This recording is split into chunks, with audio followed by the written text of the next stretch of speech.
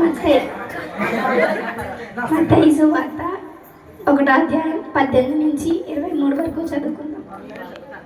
యేసుక్రీస్తు జనం మీద మెట్లంగా ఆయన తల్లి అయిన మరియ యోసేపునకు ప్రదానము చేయబడిన తరువాత వారి ఏకము కాక మునుపు ఆమె పరిశుద్ధాత్మ వలన గర్భవతిగా ఉండెను.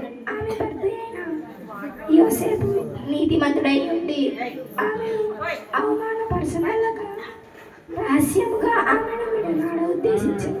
అతడు ఈ సంగతులను గురించి ఆలోచించుకుంటుండగా ఇదిగో ప్రభుదూత స్వప్నమందు అతనికి ప్రత్యక్షమై, దావీదు కుమారుడైన యోసేపు, నీ భార్య అయిన మరియను చేర్చుకొనుటకు భయపడకుము. ఆమె గర్భము ధరించినది పరిశుద్ధాత్మ వలన కలిగినది. ఆమె యొక్క కుమారుని కనను. తన ప్రజలను వారి పాపముల నుండి ఆయనే రక్షించును గనుక ఆయనకు ఇమ్మానుయేలు పేరు పెట్టెదవు.